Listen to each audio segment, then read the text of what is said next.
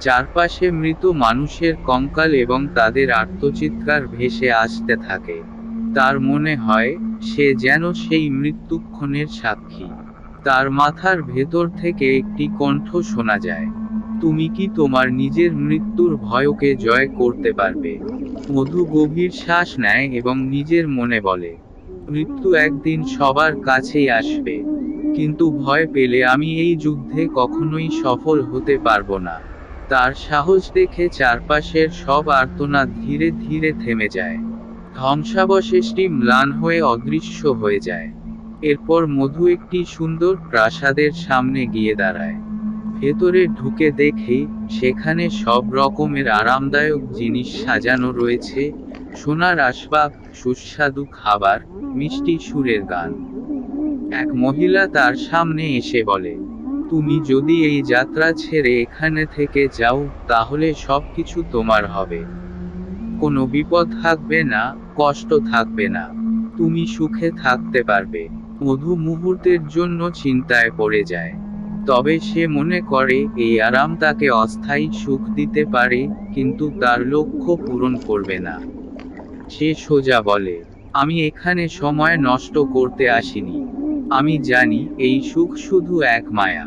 তার কথা শেষ হতেই প্রাসাদটি ধসে পড়ে।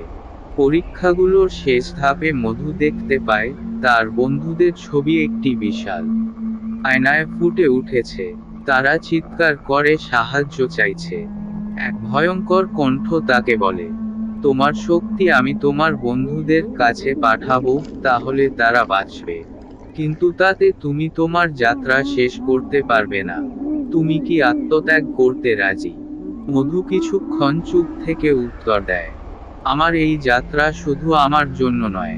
যদি তাদের বাঁচানোর জন্য আমার নিজের যাত্রা থামাতে হয়, তবে আমি রাজি। তার এই সিদ্ধান্তের সঙ্গে সঙ্গে আয়নার কাঁচ ভেঙে যায়, আর সেই কণ্ঠ বলে, তোমার আত্মত্যাগের ইচ্ছা প্রমাণ করে যে তুমি সত্যিই যোগ্য। তিনটি পরীক্ষা শেষ হওয়ার পর মধু একটি নতুন জায়গায় পৌঁছে যায়। এটি ছিল একটি বিশাল মাঠ, যেখানে দিনের আলো এবং রাতের অন্ধকার একসঙ্গে মিলিত হয়েছে। মধু বুঝতে পারে এটি ছাড় উৎসের সীমানা। গাছের দেওয়া শক্তি তার শরীরে প্রবাহিত হতে থাকে। সে অনুভব করে আসন্ন লড়াই খুবই কঠিন হতে চলেছে। কিন্তু তার চোখে এখন ভয় নেই, আছে কেবল দৃঢ়তা। মধু ধীরে ধীরে মাঠের মাঝখানে এগিয়ে যায়। দিনের আলো এবং রাতের অন্ধকার যেখানে মিলিত হয়েছে, সেখানেই ছিল একটি প্রবেশদ্বার। প্রবেশদ্বারটি কোনো সাধারণ দরজা ছিল না, বরং একটি ঘূর্ণায়মান ছায়ার ঘূর্ণি। এটি দেখে মধু বুঝতে পারে এটি সেই ছায়ার রাজ্যের প্রবেশপথ। মধু তার ঝোলায় থাকা শক্তি প্রদীপটি জ্বালায়। এটি সেই প্রদীপ যা মধুর পথ দেখাবে। প্রদীপের আলো অন্ধকার ছিন্ন করে এবং মধু ঘূর্ণির ভেতরে প্রবেশ করে। ঘূর্ণির ভেতর দিয়ে পা রাখতেই মধু দেখতে পায় চারপাশে শুধুই কালো কুয়াশা। সেখানে কোনো আকাশ নেই, মাটি নেই, শুধু এক অন্তহীন অন্ধকার। কিন্তু এই অন্ধকার নীরব নয়। এটি একটি অদ্ভুত শব্দে পূর্ণ, যা একবার শুনলে মনের ভেতর কাঁপন ধরে যায়। মধু দেখে অন্ধকার থেকে ধীরে ধীরে অসংখ্য চোখ ফুটে উঠছে। চোখগুলো যেন মধুকে লক্ষ্য করছে, তার প্রতিটি পদক্ষেপ পর্যবেক্ষণ করছে। হঠাৎ করে এক বিকট গর্জনের শব্দ হয়। অন্ধকার কুয়াশার ভেতর থেকে একটি বিশাল ছায়ামূর্তি সামনে এসে দাঁড়ায়। তার আকার অসীম, তার শরীর কালো ধোঁয়ার মতো, আর তার চোখ দুটি আগুনের মতো লাল। ছায়াটি বলে, তুমি এতদূর এসেছো, মধু। কিন্তু তুমি কি জানো এই যাত্রার শেষ মানে কি? আমার শক্তি অসীম। আমি সময় এবং বাস্তবতার ঊর্ধ্বে। তুমি কি সত্যিই ভেবেছ আমাকে পরাজিত করতে পারবে? মধু শান্ত গলায় বলে, আমি জানি তুমি অন্ধকারের শক্তি, কিন্তু আমার ভেতরেও এক শক্তি আছে, আলো। আমি আজ এখানে দাঁড়িয়ে শুধু নিজেকে নয়, আমার গ্রাম আর পৃথিবীতে রক্ষা করতে এসেছি। আমি লড়াই করব। ছায়াটি হেসে বলে, তাহলে এসো, আমি তোমার সাহসকে পরিণতি দেখাই।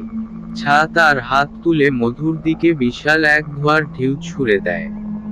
মধু প্রদীপটি তুলে ধরে এবং প্রদীপ থেকে এক উজ্জ্বল আলো বেরিয়ে আসে। সেই আলো ধোঁয়াটিকে ছিন্ন করে ফেলে, কিন্তু ছায়াটি হাল ছাড়ে না। এবার তার চারপাশ থেকে অসংখ্য ছা দুধ তৈরি হতে থাকে। তারা মধুর দিকে তেড়ে আসে। মধু প্রদীপটি মাটিতে স্থাপন করে এবং তার ভেতরের সাহসকে কাজে লাগিয়ে মন্ত্রপাঠ শুরু করে। গাছের দেয়া শক্তি এবার তার শরীর থেকে বের হয়ে আসতে শুরু করে। একটি উজ্জ্বল সাদা আলোর বল তার চারপাশে তৈরি হয়। ছা দুধরা সেই আলোর কাছে পৌঁছানোর আগেই ছাই হয়ে যায়। কিন্তু মধু জানে এটি শুধু শুরু।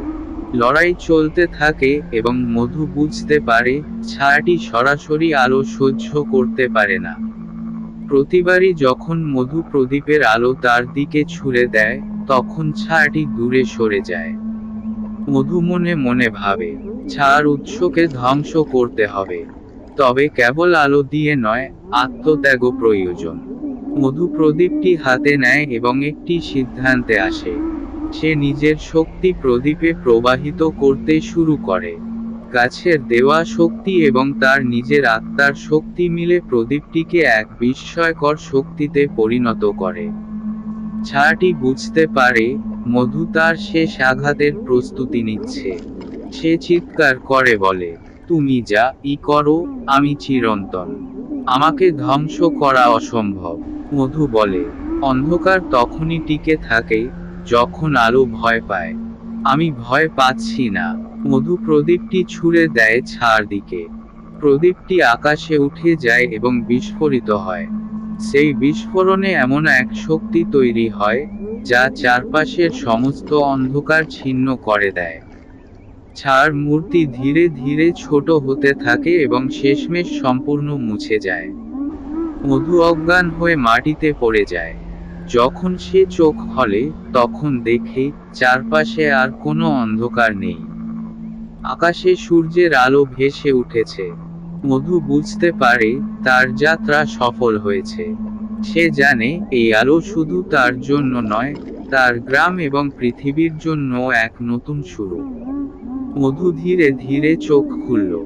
তার চারপাশে ছিল এক অদ্ভুত নীরবতা। সূর্যের কিরণ আকাশে ছড়িয়ে পড়েছে, মাটির ওপর সোনালি আভা ছড়িয়ে আছে। সে অনুভব করল তার শরীর অবসন্ন, কিন্তু মন ভরে গেছে অদ্ভুত শান্তিতে। সে উঠে দাঁড়ালো। তার চারপাশের পরিবেশ একেবারে বদলে গেছে। ছায়ার কালো কুয়াশা আর নেই। সেই মাটি যা একসময় নিষ্প্রাণ হয়ে গিয়েছিল, এখন যেন নতুন করে প্রাণ ফিরে পেয়েছে। গাছের পাতা আবার সবুজ হয়ে উঠেছে এবং বাতাসে জীবনের গন্ধ। মধু ধীরে ধীরে গ্রামে ফেরার পথ ধরল। পথের ধারে গাছগুলো তাকে স্বাগত জানাতে মাথা নেড়ে উঠল। পাখিরা গেয়ে উঠল মিষ্টি সুরে। মধু বুঝতে পারল এই পথ তার জন্য তৈরি হয়েছে। গ্রামে পৌঁছে সে দেখল সবাই একত্র হয়েছে। গ্রামের মানুষজন তার দিকে তাকিয়ে থমকে দাঁড়ালো। কেউ যেন বিশ্বাস করতে পারছিল না যে মধু ফিরে এসেছে। এক বৃদ্ধ এগিয়ে এসে বললেন, মধু, তুমি ফিরে এসেছো। আমরা তো ভাবতাম তুমি আর বেঁচে নেই। কিন্তু তুমি তো শুধু ফিরলে না, এই অন্ধকারকেও সরিয়ে দিলে। মধু গ্রামবাসীদের সবকিছু খুলে বলল। সে জানালো কেমন করে ছায়ার শক্তিকে পরাজিত করেছে এবং কিভাবে প্রদীপের আলো তার অস্ত্র হয়েছিল।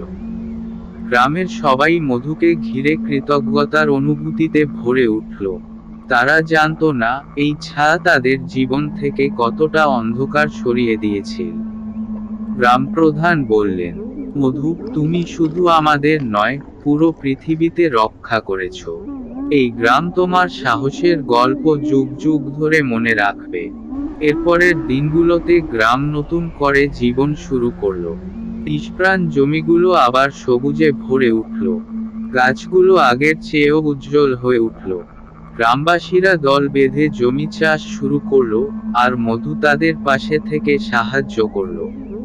মধু জানতো এই জয় শুধু তার একার নয়, এটি তার গ্রাম, প্রকৃতি এবং সবকিছুর মিলিত চেষ্টা। মধু সেই প্রদীপটিকে গ্রামের মাঝখানে স্থাপন করল, যেন এটি গ্রামকে চিরকাল সুরক্ষিত রাখে। রাতের আকাশে এখন হাজারো তারা, আর সেই তারাদের দিকে তাকিয়ে মধু মনে মনে বলল, প্রতিটি অন্ধকারের শেষ হয় যদি আলোর পথে সাহস নিয়ে এগিয়ে যাওয়া যায়।